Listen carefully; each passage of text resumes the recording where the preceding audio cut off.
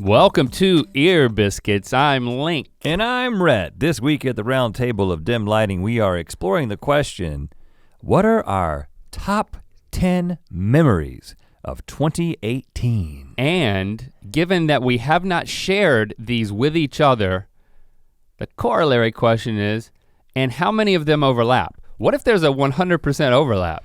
I would say a lot about our relationships with our family. I am 100% sure that there is not a 100% overlap. What, because you've looked at my, Hold on. You haven't looked at my list, have you? If our list matches 100%, I will eat both of our lists and your jean jacket. Right now, I will eat the whole thing. And this is a fluffy in one jean jacket. sitting. And you heard it here. Now there's a teaser. Plus our wives and kids will probably be upset that considering all of our top moments had to do with just each other. Well, because that ain't gonna happen. A good percentage of mine are just personal. So if those were your favorite memories, right, then we've got something to talk about. And mine skew personal too, and I think that's good, that's healthy. I think that is healthy. Well, let's decide at the end, but it is appropriate that we're having this conversation now because this is the last Ear Biscuit of 2018, and that's when the top lists happen. You know, that's just when it happens. If we did this in January, for the first time ever, we talked about it, just waiting to do it for a January episode. But I was like, man, it's too late. That's the future. People don't care future about 2018 forward. At that point. We're future forward. So see how many of these. I think you've heard some tidbits of some of these stories, but and moments, but maybe not. So this is the last episode of 2018, like Link said, and just a quick reminder. So the first episode will be on January 7th. That's when the 2019 season starts, January 7th. But also, starting in 2019, all the video Ear Biscuits will be on their own YouTube channel, youtube.com/earbiscuits. It's not just gonna be the new ones, but it's going to be all the old ones, the whole catalog of ones that we have video for, and then the ones that we don't have video for, we're gonna just put them up there as audio with a picture, right? Yep, just so you can keep, we have them all in the same repository. So you can go over there right now and subscribe to that YouTube channel, youtube.com/earbiscuits. If you wanna watch us talk, as opposed to just listen to us talk, the audio will still come out roughly a week before the video version. Yes. In the new year. So that's how things are gonna work. So I have my list. You have not cheated and looked at my list. Yours is folded up. So I could, if I could read that, I could. You can't read that far? No, I can, but I have to really squint. Don't do it. I need glasses. That's another thing that might happen in 2019. Uh-oh. Uh-oh. Already. Branding problem. Already got problems. So what I suggest we do is that we alternate presenting our 10th and then go down. I think we're already thinking the same thing. And then maybe one on my list will be one of yours that's higher ranking on your list. You can go ahead and mention it at that time. Right, if reference, go ahead and mention yours. Get it out of the way. But you know what, I wanna go ahead and skip to one in an effort to just make a shameless plug of ours. I would like to go ahead and, spoiler alert, skip to half of my number 7, okay? Okay. So half of my number 7. You got two-parters? There's a couple of two-parters. I think I might have a two-parter. One of the my 7th top moment of 2018 happened in November when it was our last Tour of Mythicality show. We were on the stage performing it, and I remember, at the beginning we each have like a monologue that we say, and like the light's up on me and it's down on you, and then the light comes up on you and I'm standing there, and I get to hear you talk about the start of our friendship, like when we first met, our first impressions of each other. And I remember making a conscious decision, this is the last one. We're on stage in front of one of the largest crowds we've ever done this show to. In fact, wasn't it the largest crowd? No, it was one of them. It was the largest crowd. Yeah, it was. Foxwoods. Like 4,000. And I just made up my mind, I'm gonna savor this moment. That's the last show we do, and that was it. That's a mental picture I have when I'm looking, just like I'm looking at you now, I'm looking across the stage. You're doing the last rendition of this show that we worked so hard on, and that we took to Australia, and then we took around the US before that, and then we did a couple of more spots, and then that wrapped it up. So that was a big moment. Yes. In our career. It just kind of coalescing something that we will never do again, that you can never see if you didn't get a ticket. I'm sorry, there's no way to see it. Oh, this is a good setup. The Tour of Mythicality stage show where we encapsulated lots of our book of Mythicality in stage and dramatic form. Or you could never see it. Is there a way to see it? Yes, there is a way to see it, because when we did the show in Los Angeles at the Wiltern, we actually filmed it. Yes, so we have produced our own special, the Tour of Mythicality special, that you can go and get. You can pre-order right now on iTunes. And you don't just get the special, you also get a documentary that we created that documented our travels while we were on the road, and also kind of some of our perspective about the tour and that kind of thing. Yeah, if you remember our Instagram stories from the tour fall of 2017, you would see in a lot of those that one of us was also holding a camera, because we documented some of those stuff ourselves, and then we had some help in documenting some things.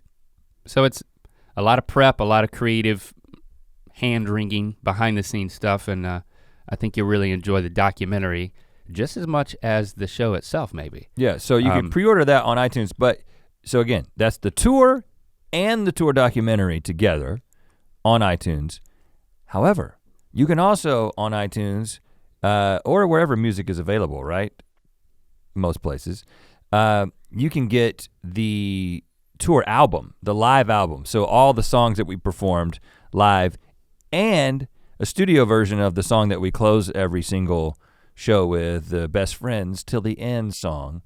We recorded a studio version of that in this room right here. We recorded that because this is also our recording studio. So you can get that album as well. Is that album available for pre-order, or is that album just good to go now? Only available for pre-order. So okay, it's all pre-order, all of it. Yeah. Just buy it blindly, basically, is what pre-order is all about. Just buy it based on trust. Just trust us. Yeah. Just trust us. It's a great exercise. Speaking of exercise, I'm glad that we did this exercise. You know, there's a little bit of homework involved, actually a lot. I don't know how you went about this. Did you just sit in a meditative state and reflect? Well, I sat down and I was like, I started to think, and then I was like, I have a horrible, we actually are known for having a good memory in terms of like being able to access things from our childhood, like for the book and that kind of thing, but that was because those are stories that we've told multiple times and we've reaccessed. But when I think about just my past year, I was like, what am I gonna do? And then I was like, oh, photos on my camera. That's exactly what I did too. I think that's what most rational people would choose to do. I was glad that, and then I was like, well, what things did I experience that I didn't take photos for? And then I was able to, then I looked at our calendar. Then I looked at the calendar. Yeah. And then the third thing I looked at was the tattoos of all the things that we did that you have on your back that you're gonna reveal right now. No?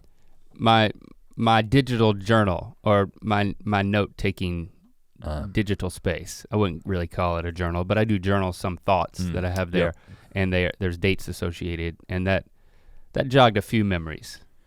So I didn't get to that. Those three things put it together. And then I did it by month just so I would have a list, and that became a journal entry now that I want to do every year, which is like at the end of the year, a bi-month highlight. And then I was like, I'm not gonna rank these because I don't want to show favoritism to any of moments from my life. I just want to be able to enjoy each moment as if it were the best. And then I told you that right before we did this, and you said, that's a bad idea, you should rank these. Yeah. Nobody wants a top 10 list that's not ranked. Yeah, you gotta rank it. It's 2018, That's a pretty good point, It's Brett. 2018 for just a little bit longer. So I have ranked my list. And I did, and it was not easy to rank. And also, I think I can tell by looking at yours over there that you had some honorable mentions. I also had some honorable mentions that I was like, these got shifted off as I sifted through the memories. Yeah. So we'll skip those, and then maybe something that happened to me was in your honorable mention or vice versa. So, do you want to go ahead and start with number 10? Before we go into our ad break. Start with your number 10. So the least special moment of 2018 amongst the most special moments of 2018 for you was what? That's an uncharitable way to put it. Was when we went around town with our good friend Mike Edwards Oh. to find the best al pastor taco in Los Angeles. That is something that we documented on the Rhett and Link Instagram. And it was one of those things where Mike said we talked about it a little bit, but Mike said he was coming into town. He said, we got to go back to that place to get tacos. Yeah. And then I was like, well, what if we just went all around the whole town and found the best ones and documented the whole thing? Do you remember when this was? What month this was? Because I need to add this to my list. It was to my digital journal. It was pretty early. It was January or February. Oh, it was? Yeah, it was pretty early in the year.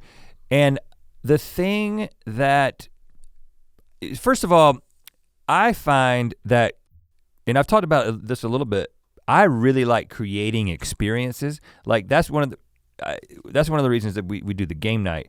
Isn't just because I'm selfishly want to play games and experience those people, but I really like creating an experience. You like being a ringmaster? And then like being like, all right, let's just do this thing all together and see what happens. Well, and I think that the Instagram makes part of the experience. Yeah, well, adding a little bit of structure, that's why I always like a competition.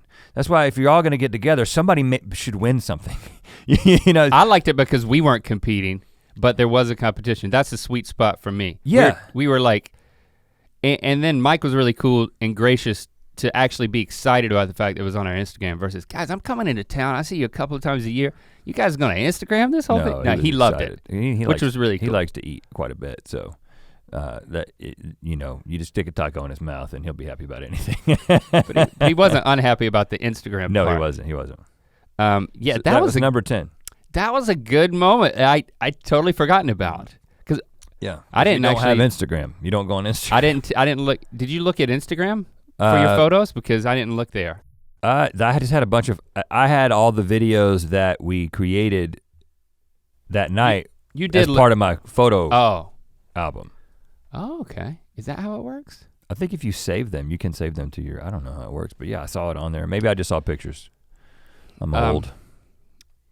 My number 10 doesn't involve you. Sorry. Okay. Doesn't involve our friend Mike. It doesn't involve tacos. It doesn't involve anybody but you. Anybody but me. That's right. In September, I might have mentioned this to you, but I don't think I told anybody else. I decided, like looking out from my house, I can see a mountain in the distance. I might have mentioned this on here, but I'm gonna go up there. And I had been up there once and I didn't make it all the way for time constraints, not for like physical constraints because I'm a specimen. Oh gosh. No, I made up my mind, you know what, that was over a year ago, I'm gonna do that again. I'm gonna get up at the butt crack of dawn and so I can get back at a reasonable time and not spoil my whole Saturday. Be a little family man too. And I took a hike all the way up to that mountaintop and it ended up being like a 6-hour hike. And I had this playlist, this like instrumental playlist that I put on my earbuds right at the beginning. And it turned out, like I listened to it the whole way up and the whole way down and the way that the playlist timed out to end as I was ending my hike. It was like a magical experience, like a magical moment of. Were you referencing the time and completion, like walking slow or walking faster? Down? No, I even took a wrong turn and had to backtrack like a quarter of a mile almost.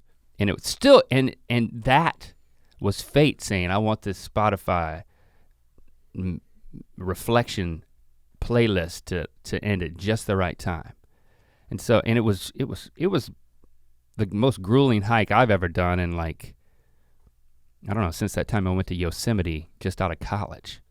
Really? Yeah, which says more about me than the hike. Does it get very steep? Well, it says very long. It says more about me. But it was an exercise in solitude that honestly replaced on my list me going to Slab City, which is another exercise in solitude, which I'll just honorably mention. And because I knew I'd already talked to you guys, and maybe that also about it. Maybe that kind of pushed it off my list because I didn't want to share it, which is not a good way to make a list for me. Oh yeah. If I'm making it for you. You can't think about that. But they're similar things, but the reason why I ranked this one a little bit higher was because it's much more accessible for me to do again, and something that's like, it engenders a higher likelihood of an exercise in solitude, just like a half-day hike versus like a 2-day trip. I feel like I can go out there and do that again, you know? So that's why it was a bigger moment, especially with the playlist. Now thing. you could do it, So that was it. even more often if every time I take a hike and I get to the top of a mountain, Yeah. I'm like, man, I wish there was a zip line. You know what I'm saying? You get up there and you're like, I gotta go back down the same daggum trail and it's gonna hurt my knees. If we were in middle school, why didn't they put a zip line? we would be constructing a zip line now in order to realize What do you think it would cost? And how much pushback would we get from like the county if we if we like put a zip line in just without asking from the peak of that mountain behind your house to your house? Oh, to my house. All the way to the back. Well, that would generate a lot of hiker traffic at my house with everyone coming. I don't want a zip line to terminate at my house. Yeah, good point. Well, I mean, there was a project. How about your neighbor's house? Proposed to put not a zip line, but one of those ski trolley things, is big friggin' to do one of those to and from the Hollywood side. And it's still being considered in some circles. A gondola. A gondola. It's different. Oh, okay.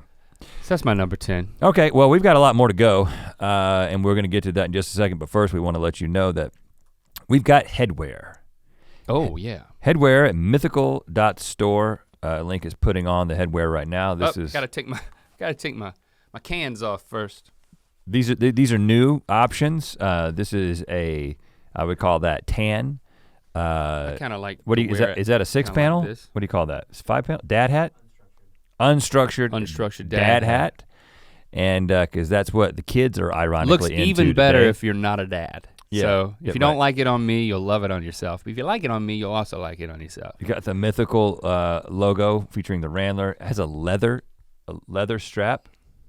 Yeah. What's Why that? are you pointing at your hand? I'm trying to get you to take it off and show the inside. Show the inside. Well, that certainly wasn't clear. Look, it says Tell them about my hand. It says Mythical all along the inside. Look at that. Leather strap. And if that's not warm enough for you, we have a beanie. Bringing back the beanies. This one's black. It says Mythical, super mythical. This is great for robbing homes. It doesn't have eye holes. It's not a rubber mask. It's just it's a beanie, dude. No, it looks like what Pesci had on in Home Alone. He didn't cover his face because he was Pesci. You know what I'm saying? But no, he had it exactly the way you had it before. Back up on top. That's the Pesci look.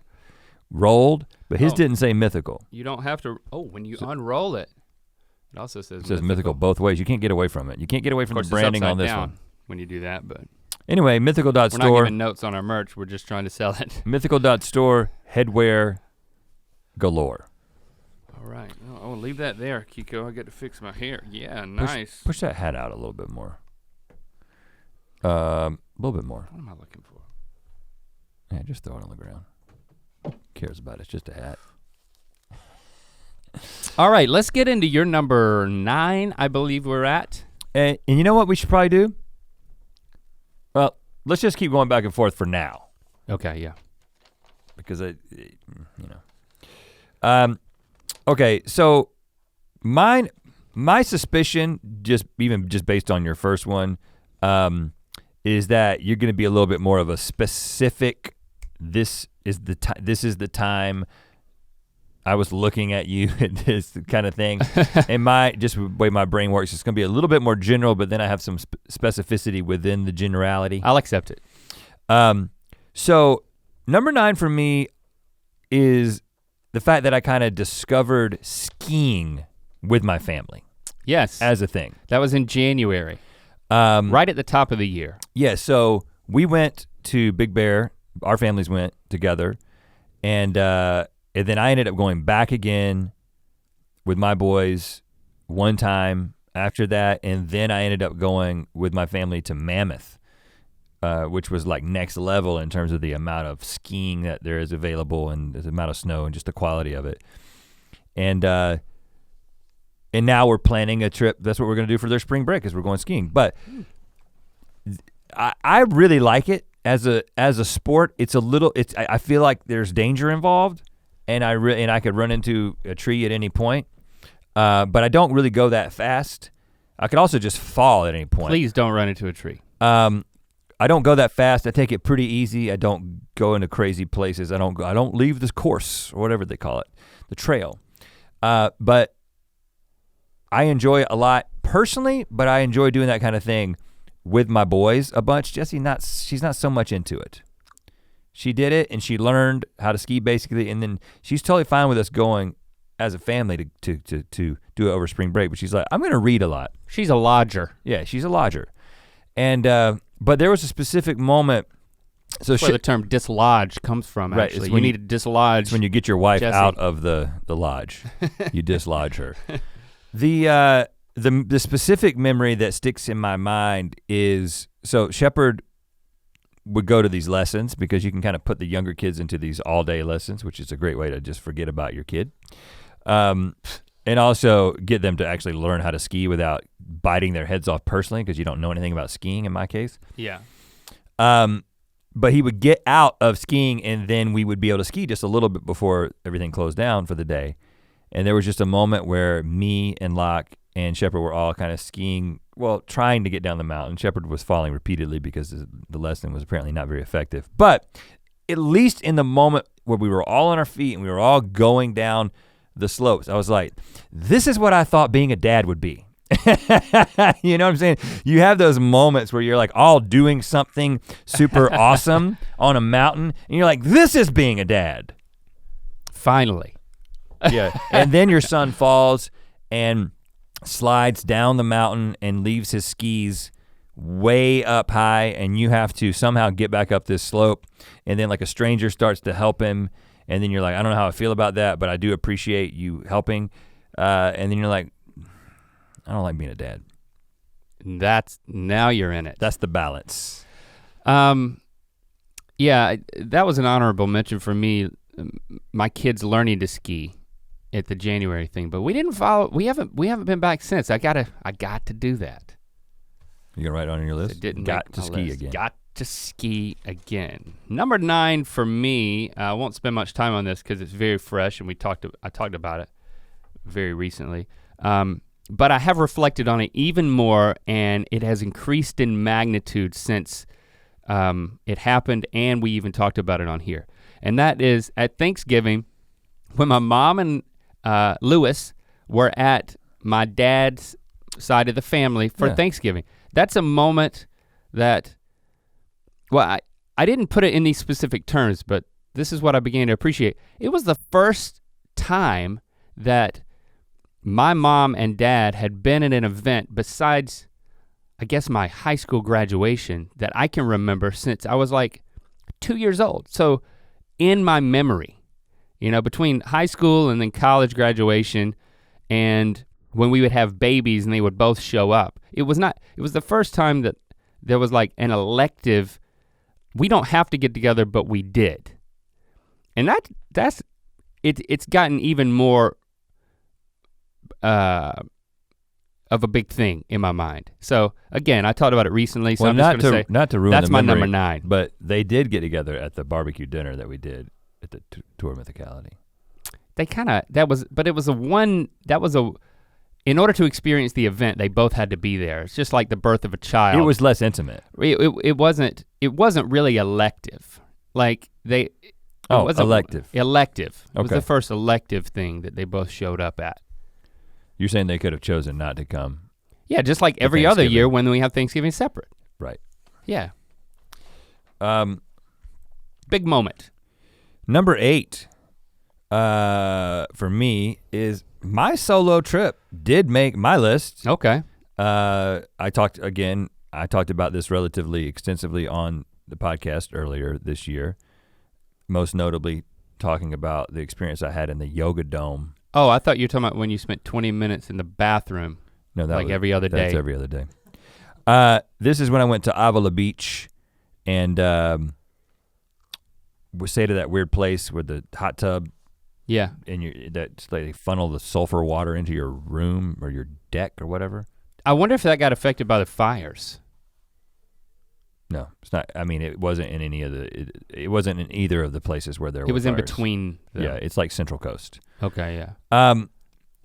What's if you had to make it a moment, do you have one? The specific moment was, so you've got like the hot tub that is on the deck in your room, but then you've got the hillside hot tubs that are on a hillside, and they're basically sort of privatized a little bit, so you can see down the mountain, but from the path that other people access hot tubs in, they can't see you, so nakedity. You just said that, yep. Negativity. Okay. Nakedness. No, let's go with nakedity. I didn't see any titties. I just want to. I do want to say that. Well, that just is a percussive word, isn't it? Because it's like a hi-hat. I just want to say that mine were out. Okay, but great. I didn't see any. It just when I started talking about being naked on a hot tub, and then I accidentally put the word titty. Say it again, brother. Into nakedity. I went. I combined the word nakedness and nativity, which. There's an idea for Christmas. Sorry.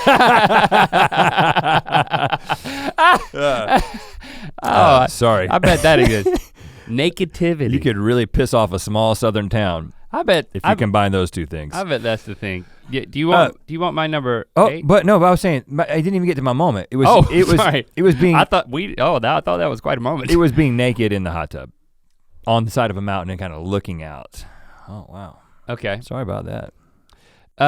My number 8 in April was when my cousin Britton, who I've talked about, came out here for the first time. He was on The Voice. He was just starting to compete, and they holed him up in that hotel, and he couldn't leave. Yeah.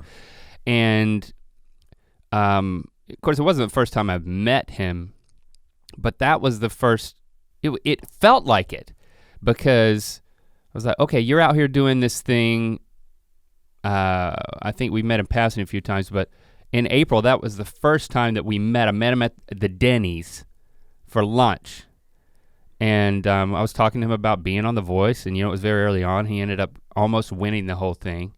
But it began a friendship and a relationship to where, then every week after The Voice, Christy and the kids, we'd all pile in the car and we'd drive 20 minutes in order to meet him for dinner, and whoever would be in town that was watching him on The Voice, like his mom or his dad or his friends or things like that, we'd all eat dinner together, and then it would be on television at the place where we were eating dinner at the hotel because he wasn't allowed to leave. Right. And so it was really cool, like watching The Voice with him just after he had been on it, and it was the start of something that now at this point, starting in January, he's coming to live with us because Christian and I ended up encouraging him, hey, if you wanna make it as an artist, as a musician, you've got this album that Alicia Keys has helped you produce and it's about to come out. You gotta capitalize on this. You don't need to be in Sanford, North Carolina. You need to be in Nashville or Los Angeles so live with us and make this thing happen. So that's what's gonna happen in January. We're all super excited. I mean, the kids are getting like an older brother, basically, even though he's about to he'll turn 19 right before he moves in with us. And the living arrangement is gonna be a little interesting because we don't have a guest room, but we have you have a doghouse. I'll save that story for later, but we're not gonna put him in the doghouse. But I mean, our personal lives are gonna drastically change because it's like we're adopting a young adult to live with us who's an aspiring musician. And it all started that April. So I'll go back to that moment. Little did any of us know when we were eating, I don't know, what you eat at Denny's, a Super Slam? No, That's wrestling. Grand Slam. Great. Yeah. Anyway, And that's my number. That's my number 7. As I've stated before, Britton is one of my favorite people. Now that I've got to know him, potentially the best thing that's ever come out of our friendship is Britton. So for you, I'm looking forward to him being here. Do you mind if I go take a whiz real quick? Are you serious? I typically time that a little bit better. Is that why your eyes are floating? Yeah, get out of here. I'm gonna keep going through my list. Eyes are floating. I put my drops in, man. I'm trying to keep my. Don't get self-conscious. It's a saying. Tries to keep my eye. Oh, it's a euphemism for having to peat. Yeah, peat. I gotta get it out. I got some peat moss. I got some peat moss I need to get out. Now here's the option. You can continue on. I'm not. Or you can pause it. It's up to you. I'm gonna pause it. I feel like maybe I should go too, just because we like to sync it up, you know. Okay. All right, how you feeling? Man, you're back. You didn't miss anything. I just took my jacket off. I didn't miss anything. But I did piss anything. Oh gosh. Okay, so what's your number 7? I gave away half of my number 7 already with the tour of Mythicality closer. My number 7 is the day that me and you, over the summer, went surfing and then went and ate at that restaurant. Oh yeah. What's the name of that restaurant? Gladstones? Gladstones? That's over there on right off the one. And I was wearing a winter coat. I don't recall that. You made fun of me because I had a winter coat in my car and that I was wearing it. And it was summer. But during that time, during the summer in general, we were kind of more in like a brainstorming phase. So we were coming up with ideas for different things some that we're working on now, some that we decided weren't good enough to work on. But and this is something we talk about relatively often about finding like unstructured creative time. Yeah. And it was one of those times where we got to do something that we really enjoy doing, which is surfing. And then making the decision to just walk into, first of all, that restaurant is really interesting because, and I think it's significantly different now. I don't know, like I think Wolfgang Puck is like buying it or something. I don't know when that's happening. But for it to become something else like 2 years from now though. But like people were kind of like dressed up like they were going to a restaurant, but we were like in bathing suits. Of course, you were in a bathing suit and a winter coat, which made you look like maybe you can get away with anything in this town. And but we were there for a long time because we didn't, unlike most of the time, it's like, well, we gotta go surfing, but we gotta get back because we have a meeting or we have this thing that we have to be at because all our time is so structured. To have some unstructured time, that was a good moment. And also we got really excited about a particular idea. Then we came back and discussed it with Stevie and she pointed out why it wasn't a good idea. No, it was one of those things that like we were excited about certain elements of it and she was like, well, have you thought about this? And when we thought about that one thing that we're like, actually that is a problem. And we never solved that problem. All I'll say. And so it kind of stalled out. It's kind of interesting that, well, I'll just say, it was a concept for a Christmas movie. There's no reason not to say it. Don't say what it was. I'm not gonna say what it was. Because I still think there's a way to solve the problem. But yeah, there's and still make it. Yeah, so we conceptualized a Christmas movie. We're gonna make a Christmas movie. And now here we are. It's the holiday season, and maybe we should pick it back up because we're really in the mood, man. I woke up in the middle of the night. I was sleeping on both my arms. They were both dead. How would you do that? I don't know. You have to be on your back. It's usually on your stomach to do that. I know. I don't sleep on my side. I guess I either sleep on my back or I sleep on both my arms at once. If I woke up and both of my arms were asleep, I would think that that was the end. It was over. My body was failing me. It's just like a Monday morning to me. You're shutting down. But then I looked outside and it was the clearest it's ever been in LA. And then I'm like, super clear. I come into work and I'm driving into work, I'm listening to Christmas music, and then I start to feel my arms again. No. Yeah, don't start driving if you can't feel your arms. But I'm like, I had a headache when I woke up, both my arms died, but then I was like, I look outside and I put on the Christmas music, and then you know what? It's all good. And I think in that light, we should reassess this Christmas movie. It was the wrong time of year.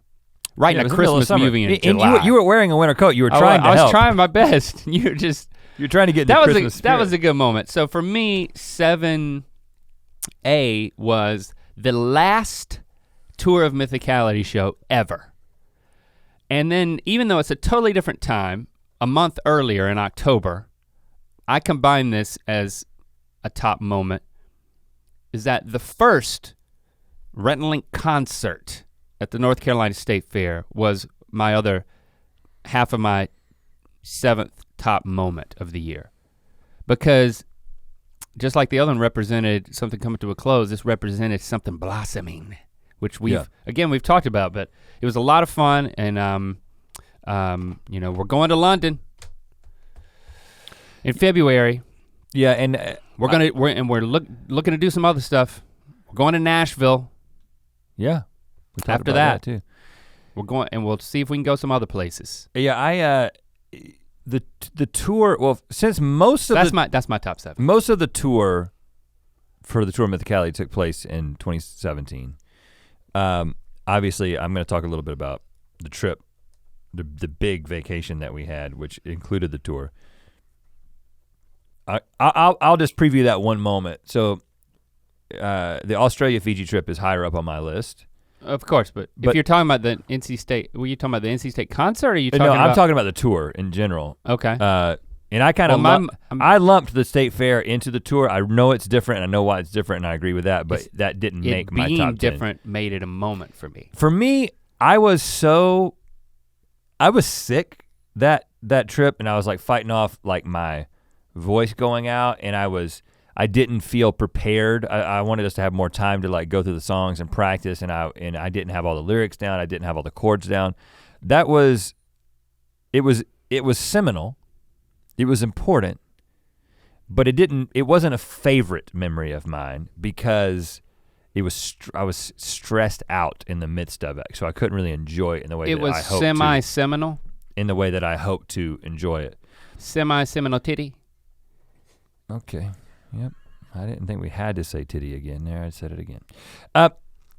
But there was a moment when we were on tour, since you've already shared your tour part, when we were in Australia, and you know, I also, the most sort of, it's that moment where you're talking and the light's on you, where I'm in the dark, so it's similar. It's the time that we have to like process things. Yeah. It's the only time you have to process anything in the midst of the show. Show. And you've already done a little bit of, you know, there's a little bit of stuff that's happened. We like sang a little song, and then you're kind of getting the vibe of the crowd, and you can kind of see people on the first few rows. And I just remember thinking, we're in Australia, man. Like, this stuff that we're doing has connected with another continent in a way that has gotten people to show up to see it. Yeah. And I just remember thinking it was very special. So that's the tour portion of one of my top memories, which is the trip, which I'm not gonna reveal a number yet because it's higher up. So are you going with number 6? I'm going number 6. What's your number 6? Number 6 is breakfast with my boys, which is something that I started to do weekly in 2018. Okay. It isn't happening right now for reasons I'll explain in a second. But I was just like, I'm gonna take them, because I don't take them to school, because I'm gone. I am at the gym or here before it's time to take them to school, and every once in a while I'll do it if there's some, but it's not a regular part of my schedule. I was like, I want there to be some regular thing that we do that like means something. Again, it's just like, you're trying to create those dad moments, you know? You're trying to create those coming down a mountain moments. And I was like, I'm gonna take them to breakfast every Tuesday morning. Oh, I can't remember what day it was. And we did that for half of the year. We did it for half of the year. we had to stop because once Locke's basketball started, which for some reason started in the summer, he has practice really early in the morning, and then it's like an hour and a half difference from when Shepard needs to be up. And so, but as soon as basketball season is over in February, we're gonna start again and then go through the year until he can't do it again. But it's, again, you kind of want it to be this thing where you're like, you have this thing as a dad, you have this, you have this mindset where you're like, I'm gonna take my kids to this diner and we're going to have breakfast. It's gonna be like a Norman Rockwell painting. And I'm gonna talk to them about their day, and I'm gonna give them some fatherly wisdom, and et cetera, et cetera. And all too often, it's sort of just like you're sitting across from a 10-year-old and a teenager, and they're kind of just like, it's the early in the morning and they're just eating. And you're just like, so what do you guys, what's happening today? And they're like, I don't know. Yeah. You know, it's like, and I realize that those are dad moments as well. But the idea of like, well, let me say something that's gonna change your day. It's like, not that I didn't do that on some degree, and I hope that the memory will loom larger in their minds as they get older, and it did make my list. Yeah, and because it was very special, and it is special, and it will be again. I think I totally relate to that. I think as I look through a lot of the photos and all the stuff we did as a family, or even things Christy and I did, it's well, especially with the kids, it's one of those, what I realized, it's about creating an event, or creating, I hate using this term, but it's like, you know what I'm about to say, creating space. Oh, I thought you were gonna say titty again. Like we got, you know, I think this is a very, I don't know if it's just in our friend group, but there's a lot of creating space phraseology. But it's perfect for this, because it's like, you don't know exactly what's gonna fill the space, but you've set parameters that like, this is who I'm with for this amount of time. I'm with my kids every Tuesday morning for breakfast, and then within that space, things can happen, because so much of the meaningful things that happen aren't what you plan, it's what happens within the context of that space. So and with parenting specifically, it's the reacting to a moment, like that moment when something goes wrong in one of your kids' lives and you've got to respond to it, or something goes right and you're there to respond to it, you know, and to experience it or help them unpack it. So I think I totally relate to it, that it's important that you create the space that then things can happen, and then a lot of times nothing happens, and you need to have faith that like, we have this moment where when something does happen, I'll be here for it, or this is a space where we can talk about it and it won't just whoosh, go away, you know? Yeah. And I'm sure that those moments will happen and have happened, you know? Yeah. Within the context of breakfast. Yeah. It's not just about the eggs. It just isn't as curated as you want it to be. Right. Sometimes. I even find that with vacation. You know, it's like, it's with everything. I'll get to that. Let's see, so we're at number 6. My number 6 is in May. We were filming the human chocolate fountain. Oh goodness! Woo! Is it raining in here, or is it just me and the chocolate fountain? That was a memory for me when you peed it into my mouth. Which is one of the top episodes of the year. It was an exhilarating moment that, within the context of Good Mythical Morning, was one of the best moments. But I'm making it a moment here because if you remember right afterward, that was the last thing we shot in the studio for the extended 22-minute version of GMM. When, you know, launching back in October 2017, it went up into the summer of this year, and then it ended. You know, us doing 3 videos a day. 4 at one point, 5 including more. Yeah. Then we went down to 3 plus 1.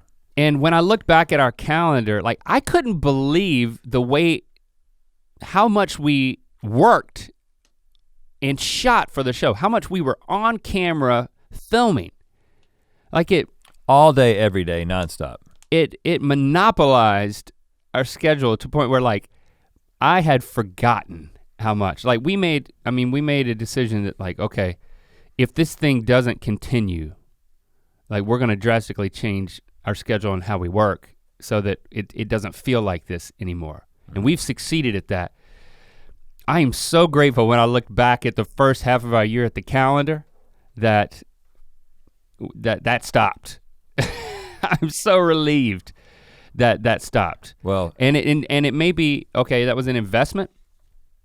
That then this is my number 2 moment. It's your number 2 moment. My number 2 moment is ending the extended version of Good Mythical Morning. Yeah. Yeah. I mean, and yeah, I can move it up my list. You don't have to move it. I'm not gonna move it, but it's 6 on mine. It's number 2 on yours. But I can totally believe, and I'm not gonna argue with it being number 2 because it was almost number 1. It changed. Jacob's like, me too. Jacob's number 1. It changed the complexion of our entire lives. Well, and I know we've talked about this a little bit, and there's confusion about like what that was all about, and I think the general consensus, the sort of nonchalant fan who hasn't really followed the details would just assume you guys decided to change GMM for some reason, probably because you wanted more ad revenue or whatever, and then everybody didn't really respond to it in the way that you would have hoped, and then you decided to stop doing it.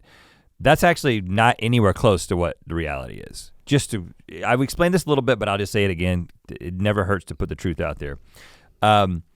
So YouTube approached us and basically said, we've got this new program where we're giving people a bunch of resources to make awesome stuff.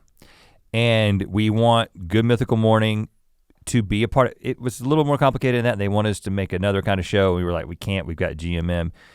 And then we're like, okay, well, what if we just made GMM even bigger and better? And part of the process was you had to have a bunch of different segments because they're buying the ads for it and that kind of thing. And that's what turned it into the multi-segment version of GMM. Now we were very, very hesitant to do it because we had something that was a very particular way. But it was the kind of thing that the amount of resources, including people and money that would come into our company in order to make this happen is something that we really couldn't say no to. And we were like, surely with putting this much into GMM, we're gonna, just like we talked about before, something's gonna happen. This is gonna shake things up. This is gonna lead to something. And then when it started, it was, like Link said, it was so much work, and it was all GMM all the time. And as you know, we like to do other things other than GMM. We got other ideas like a Christmas movie. And we wanna get to those things, and we wanna have time for them. And our old schedule of doing 1 video a day did allow for us to do other things.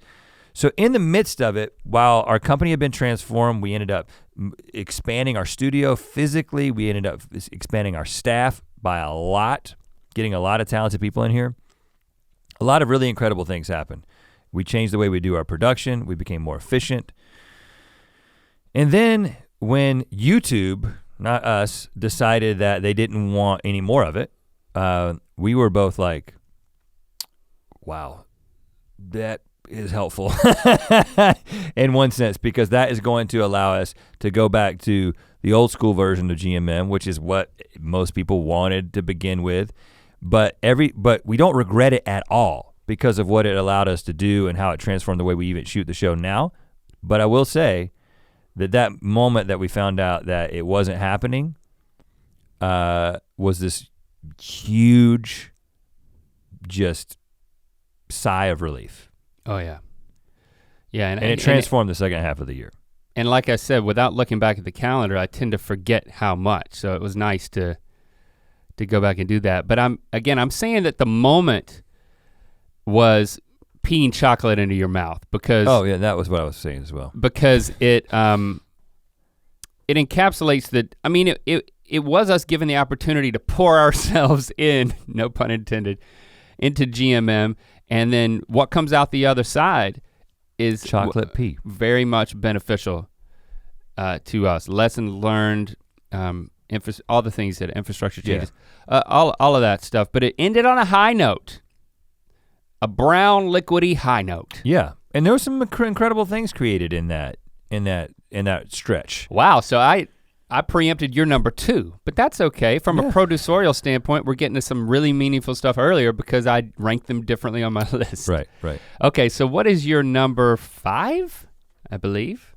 Number 5, this is the year that I discovered Palm Springs, okay? Okay. And I know that sounds weird in one sense, since it's just a town that is east of here, but a couple of things happened. One, took a really awesome trip with my family to Palm Springs. We went there over spring break, and that was where the weird horseback riding story that I told, and the guy who had the dream, and that's just a memory. I saw pictures of that. I was like, that my kids are never gonna forget that. It was just a relaxing weekend with a great experience as a family on horseback. But also some good friends of ours got a place out there, and we spent some time with our close group of friends, and this is sort of representative of what we've talked about before, but like we've made some really good friends that, good friends are tough to find. Yeah. You know, good friends are tough to find in Los Angeles, a place that has so many people, but it can be very difficult to carry on friendships and also to have meaningful friendships that aren't shallow and aren't based on trying to leverage something from somebody. So I would say a very large amount of the friendships in this town are strategic, and they're about who you know, so I can then do this thing that I want to do and advance myself. It was very cool to kind of make friends with people who many of them are very successful in their own right and have accomplished many different things, but that isn't the dynamic of our friendship and our relationship and our group dynamic at all. It's not about who has done what and how many Instagram followers anybody has. It's like being in a group where, and this is interesting, like once you kind of become a quote public figure, you do question what people's motivations for friendship is. Yeah. And to have a group of friends that is not the case at all has been this incredible blessing this year. And when we went to Palm Springs, we were able to basically have a time where we were vulnerable with each other and like basically sitting around kind of like talking about what was happening in our lives. And that was a moment there where just adults being vulnerable with one another and getting into each other's lives is not something that happens very often outside of certain sort of structures. And that was a highlight for me. I was there for that. You were. So it's a highlight for me too. I kind of forgot to put it on my list though. Whoops. Sorry, friends. Yeah, okay. So my number 5 is in February and then comes back in June. In February, similar to the you having your breakfast with your boys, we both instituted dad days where it's like once a month taking one kid or more often than that and scheduling, okay, this is gonna be an extended period where we plan something, I plan something just with one of my kids. And I've got many highlights from each dad day with Lily and Lincoln. But this particular one's, the first one I did was with Lando, and we went to an interactive hands-on museum in Pasadena. And it's a highlight because it was the first dad day, I believe. But then there's this thing that you climb up inside, and it's like the kids climb up inside and then it spirals up. And I can't remember if I told you guys about this, but again, it was, there's not much to it except I went in the thing with him and I was crawling around inside of it and we were having a good time, and he was a little afraid to go up to the top without me going with him. So here I am, an adult inside of this thing, and there are a few adults in it, but it doesn't really accommodate adults that well. And so you're questioning the whole time, am I supposed to be in here? But I did it anyway. And it was just a special moment for us that was like, nothing happened. You know, it wasn't like one of those stories that then it becomes an Ear Biscuit story where it's like, and I got hurt, you know, type of thing. It was just, it turns out that then, again, that was February. In June, I had a dream about that experience. Like, I re-experienced it via dream with Lando. Like, we were back in the thing and it was like, I was able to tap into like the joy of the moment. It was amazing. It was an amazing. Nothing weird happened in the dream? It was No. just the same thing? Yeah, it was reliving like a memory? Yeah. Weird. It was weird. And it helped me appreciate that, yeah, that was a very special moment that, again, maybe at the time it was like, yes, the dad day, creating that space, so to speak, or like going to the museum, that was good, but it's like it actually came down to that moment, like my brain said, okay, I'm gonna dream about this. And it was, so it became even that much more special, and I held on to it, having recalled the memory, that now it's even stronger.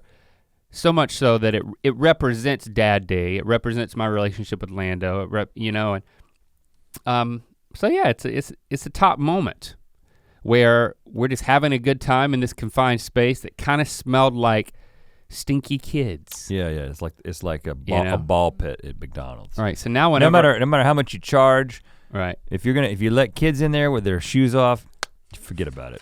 Yeah, so now whenever I smell stinky kids, I'm catapulted to a positive memory. It's pretty great. To a positive memory. Okay, my number 4. I sniff kids' socks. Oh gosh. No, I don't.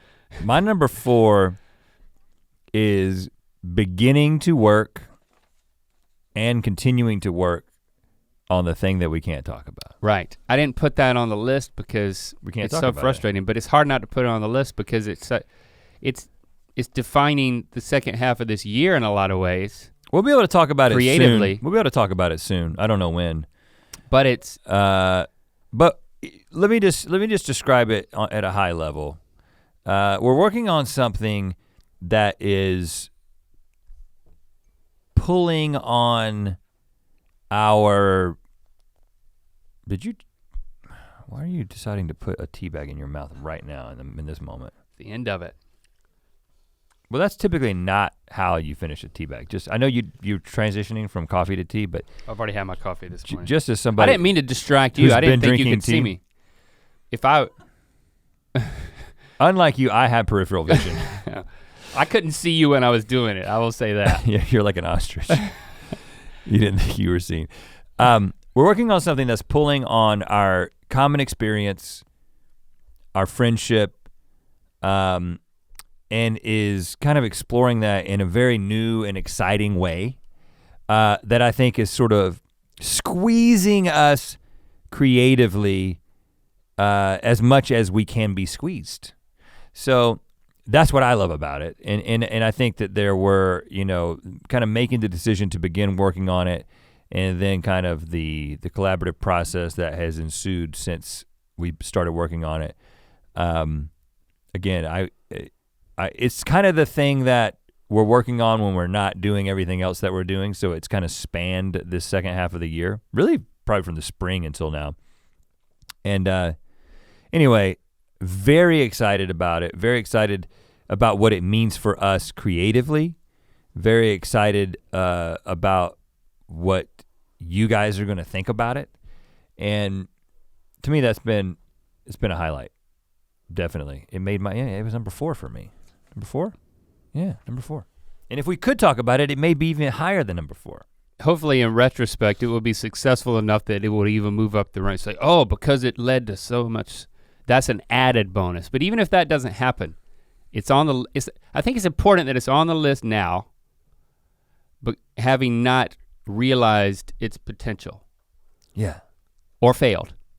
Yeah, it may fail. My number 4 is a sad one. It's in May, it was the tragic, unexpected death of my uncle, my dad's sister's husband, my Uncle Dan. I'll narrow down to an interesting moment. It was after, the family went home for the funeral, and then we left the funeral, and then one of the things that he always did was he was a big quail hunter, and he had these, he bred and trained, along with my Aunt TC, all these hunting dogs. And then after the funeral, and there was a meal at the church or whatever, and then Aunt TC was telling my kids about, well, I've got a litter of puppies that's just been born that then we were gonna, it would be the next batch of dogs that then we were gonna train, and they sell these dogs because of their bloodline. Yeah. And their training, how well they're trained. And so we went out to the farm and saw the puppies. And I've got this picture of my Aunt TC with my kids holding these like newborn puppies in the wake of, arguably one of the saddest moments, probably the saddest moment that our family has endured. It was like such an unexpected and terrible shock, and still is in a lot of ways, especially for my aunt and my cousins and those closest to my uncle, their dad or husband. And but it was a very surreal event, and then that was a very surreal moment where it was like there was just my aunt was able to find a little bit of joy in sharing these super cute puppies with my kids. And it was, and we took them out for the first time. She said, let's take them out for the first time into the field, and we're gonna test to see if they're gonna come when I call them, and not just run around everywhere scattershot, and then it's like we're gonna be chasing puppies and maybe losing one. I was actually nervous. She seemed very confident, having done this a lot. And so that whole event we loaded the puppies up in these kennels and took them down in the in her four-wheeler thingy. But as we're loading them up, I look over to the left, and the tractor that my uncle was on when he was in the accident was there. It had overturned, and that's how he had died. Yeah. They had basically turned it back over and brought it up, and it was in storage there in the barn, just adjacent to where we were. And like I look over at it, and it was like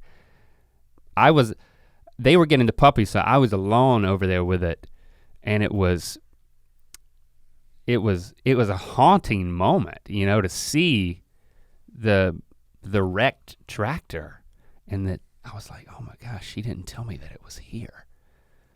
And I was, but what could they? It's not like they could just get rid of it that quickly, I guess. That was a very haunting moment. That then we got the puppies loaded, and we took them down there, and they're running around, and they're successfully following her, and the kids are just laughing, and it was just in the middle of this horrible event. This I'm not gonna be cheesy and try to draw some sort of like the puppies are the beginning of life. I am in no way saying that. Oh, but you kind of are. I'm not really. I'm just saying that there's just a moment of joy in that she was able to have with my kids that like was a little bit of relief. Yeah. It was also right before he left. It was the last time that I saw my papa before, the next time I saw him, he was on his deathbed when I flew into town. So he was he was there. He was talking to people, he was sitting, he was eating with everybody. It was the last time he was out and about that I saw him before he passed away, just 2 months later. So our family went through a lot this year, and I've shared a lot of that in detail, but I think that's a defining moment and makes my number 4 for the year. But the moment you had with your papa had to be it. But the fact you talked, I know the way you think. So the fact that you talked about it in a podcast, you didn't put it on your list, but that's obviously on your list. Yeah, I think, I decided not to put that moment higher because I didn't want to re-talk about it. honestly. Yeah, I know. So that's what I'm I saying. think that's really what it is. But It's in like, the so I course, do think there may be a lingering question. It's like, wow, having no, heard me talk about it, I why is think- that not higher? I think I know what it is. on my It's list. what you talked about, your tendency to not want to rehash things, but also the fact that you didn't think you were ranking them until you came in here this morning. Right. But if I had called you on the weekend and said, I'm ranking mine, Right. you would have probably, that one would have been, based on the way you talked about it, it would have been higher. Yeah. I mean, I'll make it I'm number. saying separately from the moment with the puppies. I'm saying the moment you, like when you shaved your grandfather's face and all that stuff. Yeah. Which you I talked don't. about extensively. Right. I don't think that. Yeah. I think officially I will probably put that at my 0, which is higher than number 1. If I've already Okay. made a number 1. Why So don't I you- appreciate you saying that because I think it was just okay. I don't want to really get into it again in Okay. detail on the podcast. Why don't you go ahead, because you took my number 2 already. So I've Okay. only got 2 more. Okay. So why don't you go ahead and share your number 3? My number 3 is my birthday and my wife's birthday together. So our 40th birthday party, which again I talked about in here, the bowling. But in going back through it, first of all, we had the big bowling party and we hired someone to take photos, which if you've got a big party that is meaningful to you, I highly recommend getting someone who knows how to take photos and it's worth whatever you want to pay them to get somebody to do that in terms of like preserving those memories. So I was very happy that we did that when I looked back at it. Because I think the main takeaway now, having had all these months since it, was that so many of my friends were there. Basically, all of my friends made it. It's it's a difficult thing to do in LA when it's like, can everybody show up? And I think that was such a defining, that's what I'm gonna call like the moment, the thing that I appreciate looking back at it. But that was a big moment. And then I'm gonna sneak in another one as part of that because then that was in May. And then Christy took me to a nice hotel with like a rooftop pool in downtown Los Angeles. And we spent the night there. We had a nice dinner. And, but it was my birthday. We were up on this rooftop pool. And I'm looking on social media and seeing all of these birthday wishes from people. And I'm like, this is such a surreal place to be. Like have this ideal moment where Chrissy and I are having, some time just the two of us celebrating my birthday. Bow, chicka, bow, wow. Oh gosh. But then there's this added bonus of I've got all these people tweeting at me about how much they want me to have a great birthday. And I was like, wow, that is a grand benefit of being YouTube famous. Is you got a lot of people, probably more than like the ratio standpoint of like fans who wish just normal celebrities a happy birthday. Because there's more of a sense of connection, so you get a much higher quality birthday wishes. Right. Which I was listening to some music, reading my birthday compliments, sunbathing with my wife on a rooftop pool. That's a moment. That reminds me, because I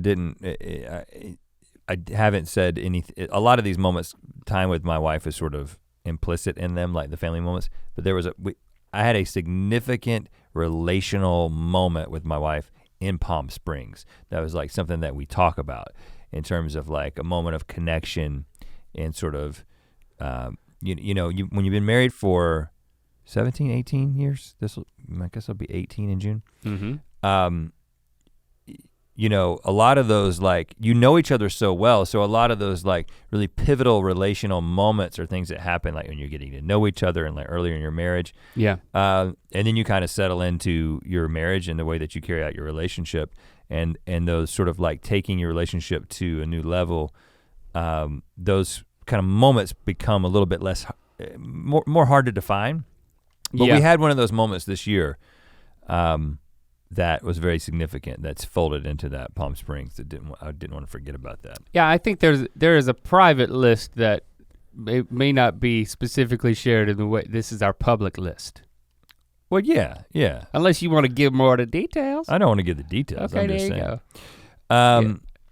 So number 3 for me, I went with a very general thing, but I do have some specifics. It was our trip to Australia and Fiji. So Okay. I've already talked about the tour aspect of that, but I have 2 moments within that trip, and I think this says something about the way that I see travel, in which you kind of hinted at earlier, that I sort of remember being when I felt the best about these trips. Yeah. And that was the first day after we had gotten to the hotel in Melbourne, and we walked across the bridge into the city, and we're just walking through the city. We were gonna go to that restaurant that our friends, Jaden, who's from Australia, from Melbourne, had told us that we should go to. And you're just like walking across this bridge and like walking through town and like taking it all in. I'm just like this, and my personality is, if it's something new and it's something different, I'm registering all the ways that it's better than anything that I've ever experienced. I remember you specifically saying, that's my personality. look kids, there's a Burger King. You were very But excited. it was, it's a little different. Is it called something different? It's called something different, yeah. It was not called Burger King. Yeah. Because they couldn't call it that because there was a guy in Australia who Yes. had a burger stand called Burger King, and he won a lawsuit, and they changed the name of Burger King. Hungry Jacks. Yep. Isn't that what it's called? That was it. But anyway. We're not fooled, kids. That's a Burger King. This You were says very it excited. says a lot about my personality that That's my number 1, by the way, the Hungry Jacks. I'm really, I get very excited about circumstances, and I want everyone around me to enjoy it as much as me. And I start annoying people with like pointing things out and being like, isn't this great? Right. I gotta learn to keep that inside. But then it's also the very beginning of the trip. Yeah. And because that's inevitably what happens with me. Because the other highlight for me of the trip was something that we've talked about on the podcast before, is when we got on that boat in Fiji and went across the ocean at night, couldn't see anything except the stars, and we got the app out and we're like, looking at the stargazing app and looking at all the stars and the planets and stuff, and it was like the craziest, clearest skies we've ever seen. And then we get to this island and there's no dock, and they just drive the boat to the shore, and we just roll our pants up and just step into the ocean and walk onto this island that we were gonna be staying on. And like there people were singing and like that, again, it was the beginning of the trip. Now the rest of the trip was great, but it was the moment where the expectations are the highest. And I talk about travel expectations and how you should lower them so you can have a great time, but in the moment I cannot get away from it, and I let it take me over. And it was just this like, this was such a good choice. This was such a good idea. Yeah. And that was a very significant moment for me. Yeah, that was an amazing trip. I mean, the fact that we were able to take our tour over there, as you've already mentioned, and we did those 3 dates. They were all very special, and then we capped it off with the Fiji thing. I mean, that is my number 1. Okay, so you have hit my number 1. Good, and gotcha. And it's that entire trip, and it's so hard. All of those moments are spectacular that you've talked about, and there's so many more. I'll just shout out another one, which is when we went on the day trip. You actually weren't there. The day trip outside of Sydney, and Lando my son was sick. We get off. We're like taking some pictures. This amazing overlook, and Lando's like, "Dad, how do you take a selfie?" And I'm like, "Well, son, you just take the phone and then you hit that button so it turns around this way so you can see yourself, and then you just take it." And I'm giving it to him while he does it, and like Lando takes his first selfie. So that's not the number 1 moment of the year, but it's a moment that encapsulates the type of things that you want to happen. It's like, I ushered in my son's first selfie on an overlook in Australia. Now, it's funny that Lando's hesitancy to take pictures, let pictures be taken of himself, led to him being 8 or however old he is before he took. Yes. I got selfies of like non-talking Lock and Shepherd, like just like picking up the camera and because he refused just to have his taking picture pictures of themselves. taken. He wanted to be a ghost. Now he welcomes pictures being taken of him. I mean, again, that's another a good facet. quality. Another facet of that memory is that he's changed and developed, you know, in terms of his self-confidence. That like there's all these things wrapped up into this goofy selfie that he took, you know, where he's like he's got that funny selfie look on his face.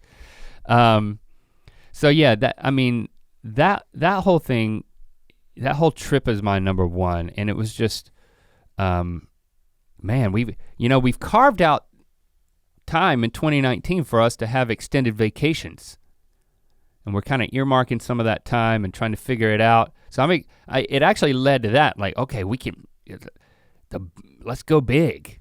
Well, you know, I and think carve that, out some time. So it to create more. It of shows those. you that. I mean, first of all, one of the great things about travel is because it shakes up your normal routine. It tends to be the thing that you remember when you look back, because it broke you out of your day to day. Right.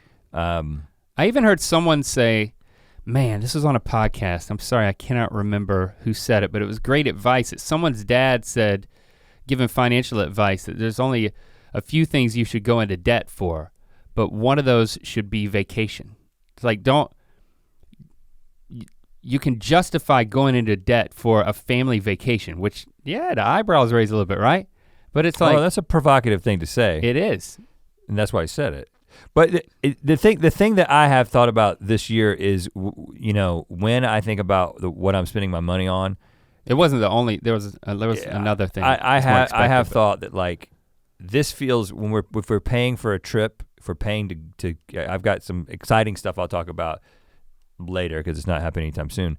But paying for travel, in my mind, is I'm not gonna go into debt for it, but it's justified. I'm like, you look at the price tag, but you're like, yeah, but I'm creating this memory. So yeah, I think it's definitely justified. So that's my number one, is that entire trip. Okay, well, you've already hit my number two, which was ending GMM 22. I've not looked at your number one, so I don't know what it is, but I can share my number two, and we can hear your number one. Okay. My number two is the RV trip we took. I mean, once we got out of our own driveway, it's just like, which I detailed how dramatically difficult that was. You know, we went to the Grand Canyon, we did the RV thing, confined space, the dogs included. I'm so glad we did that. Like, I did it just because it seemed almost a little crazy for us to do it. And again, I think you should do it. I think you should do the RV thing. I gotta go sleep. I gotta go try to sleep on one. But we're driving back, and we're like headed to those caverns that I told you about, and we're on, instead of taking the main interstate highway, we went off on Route 66, and it felt like, you know, it's like stuck in time, or however you say the phrase. Frozen in time? Frozen in time. And it's gotta be another Disney reference. But the kid, if you're talking about Route 66. But I mean, the kids were sleeping in the back of the RV, and we were driving through this like amazing Route 66 scene from Cars, and Christy and I are just kind of talking about, it was just a special moment for us, just kind of talking about how we are experiencing life with these people that we love so much that came out of her loins. Oh gosh. And it was just very cool, laid back moment of just driving on the open road where you felt like you could see for hundreds of miles, either direction in the prairie. And I just remember that moment where nothing was happening. And it was the time of reflection on like the tail end of our trip. It's like, we did a good thing. So yeah. that's my number two. And you're like, my kids will appreciate this when they're older. Hopefully, you know what I'm saying? Yeah. It's like, yeah. Because you, as a kid, it's very difficult to take it in and appreciate it. When when you get older, when you have kids, and life begins to move very, very quickly, you're trying to create these experiences. You say, the kids are only gonna be with us for this much longer, and you're trying to create those memories that they'll look back and they'll be like, I did have a good childhood. My parents did love me. That when they're gonna really need it later in life. But in the moment, I think they're just kind of thinking, whoa, when can I get home so I can get my room? Yeah, yeah. All right, so I don't know what your number one is. Better be good. Well, my number one is therapy. Is that it?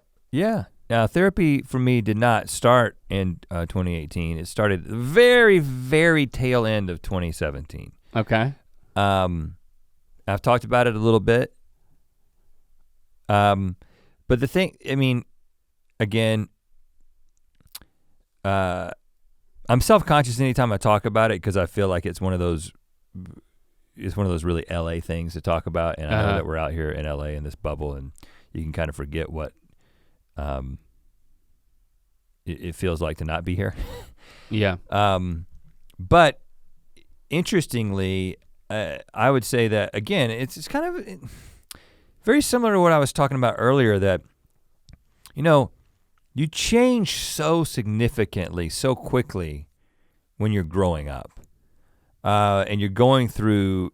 You think about how quickly our children are changing as they grow up, and like we haven't changed that much, right? You change in these dramatic ways, both physically, but your brain is changing, and then the way you see the world is changing, and then even in your during your college time in your 20s, you're experiencing these like just changes, in your even in your personality, not fundamentally your personality, but just different aspects. And I kind of feel like in a lot of ways, up until I started kind of exploring these things with the help of a professional, that I kind of just assumed I was going to kind of just be me, just be the same guy for the rest of your life. I'm like, I'm pretty healthy in general. I mean, I originally went to therapy not because I thought that there was something wrong with me in terms of like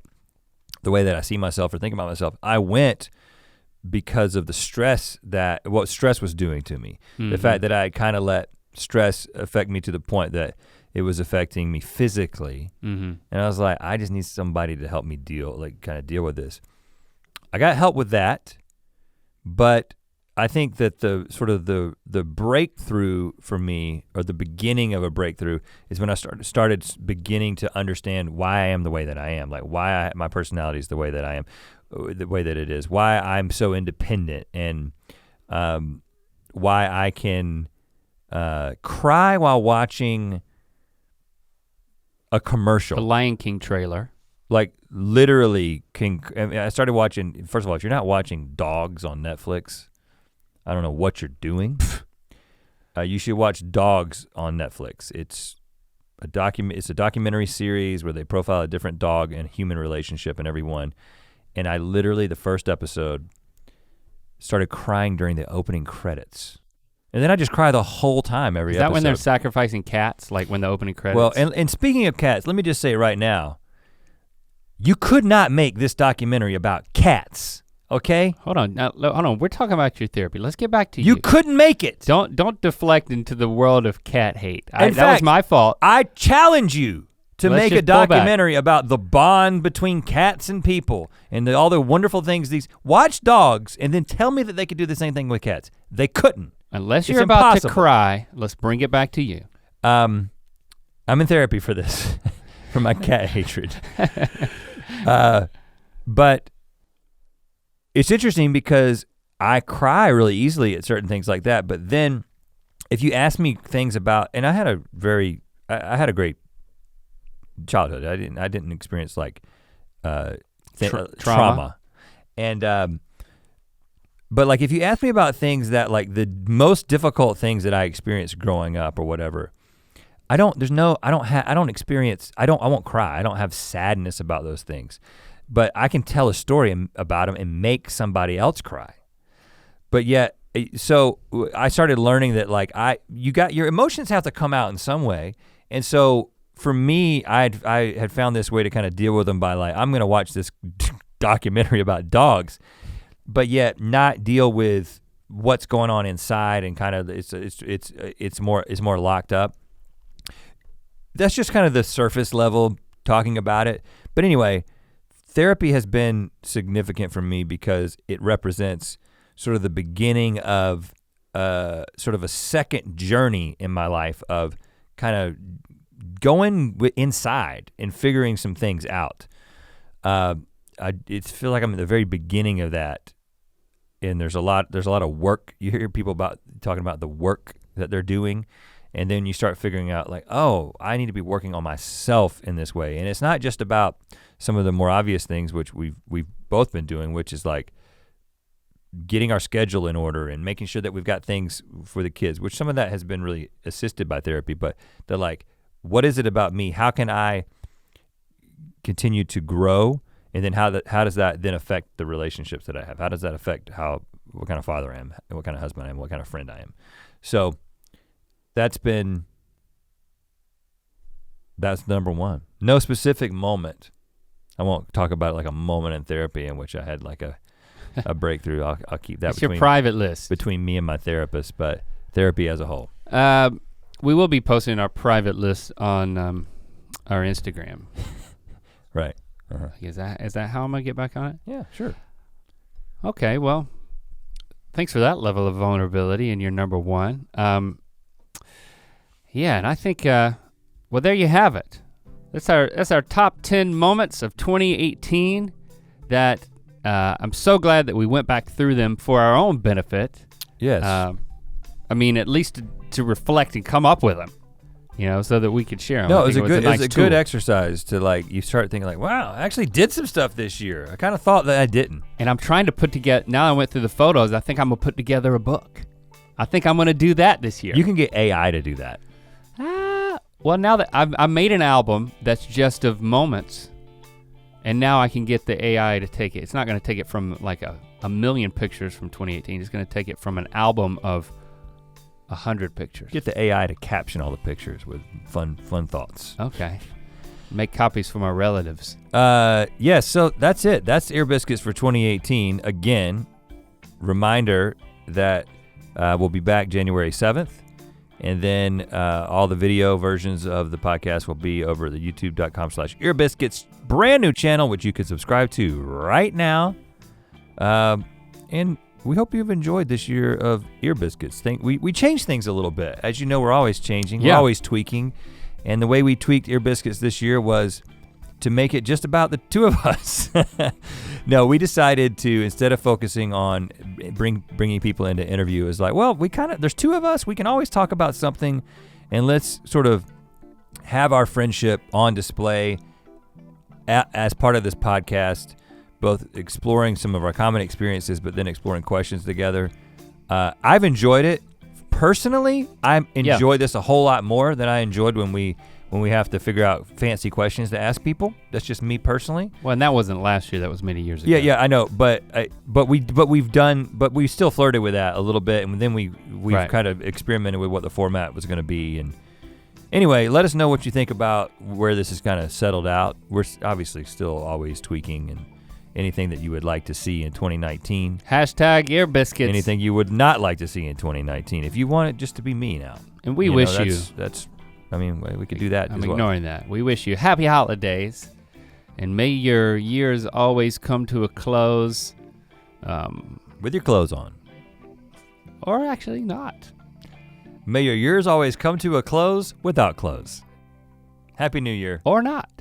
To hear this Ear Biscuit in its entirety and make sure you don't miss an episode, follow the links in the description to subscribe on Apple Podcasts or anywhere else podcasts are available. To watch more Ear Biscuits, click on the playlist on the right. To watch more of our daily show, Good Mythical Morning, click the playlist on the left. And don't forget to click the circular icon to subscribe. Thanks for being your mythical best.